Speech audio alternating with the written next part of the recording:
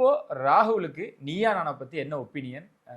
இப்படியாரா காசு சம்பாதிக்கிறீங்க அப்படின்னு ஒரு விஷயம் இருந்தாலுமே கூட இப்போ அந்த ஷோ பத்தி உங்களோட மைண்ட் செட்? இல்ல அடுத்து இந்த மாதிரி கூப்பிட்டாங்கன்னா கண்டிப்பா யாரும் போவேனா, போற மாதிரி இருந்தா தயவு செஞ்சு ஒரு வாட்டி கேட்டுக்கோங்க. அங்க போய் உட்காந்து உங்க தரப்பு வாதத்தை கரெக்டா பேசுங்க. நீங்க என்னன்னா முன்னாடியே தெரிஞ்சுக்கிட்டு போறது பெட்டர். ஓகே. முன்னாடி என்ன நடக்குது, என்ன அவங்க பண்றாங்கன்றது தெரிஞ்சுக்கிட்டு போய் அங்க பேசும் போதுமே நீங்க தெளிவா கேட்டுக்கிட்டு போறது பெட்டர். கோபிநாத்தும் அதுல இன்வால்வ் நினைக்கிறீங்களா? ஆமாமா, ஏன்னா அவர் தான் ஷோ ப்ரொடியூசர். ஸோ ஷோ ப்ரொடியூசர்ன்றப்போ அவர் கண்டிப்பா அதுக்கான ஒரு ரெஸ்பான்சிபிலிட்டி இருக்கணும்ல.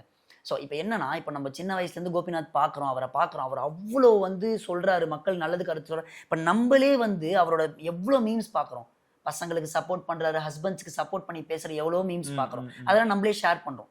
ஷேர் பண்றப்ப அவர் மேல ஒரு எவ்வளோ பெரிய மரியாதை ஒன்று இருக்கு. அப்போ இந்த மாதிரி ஒரு விஷயத்துல நடுநிலையா நின்று ரெண்டு பக்கமும் பேசுறதுக்கு ஒரு சைடா நேர்ல பார்க்கும்போது ஒரு சைடா மட்டுமே பேசிட்டு இருக்கும் போது ஓகே இவங்க இதை ஸ்கிரிப்டடா பக்காவா கொண்டு போறாங்க, இது தப்பான ஒரு விஷயம்னு தோன்றனால தான் நான் வந்து சரி ஓகே இதை பேசுவோம், கரெக்ட், இது கரெக்டான விஷயம் கிடையாதுன்றது தான் என்னோட கருத்து.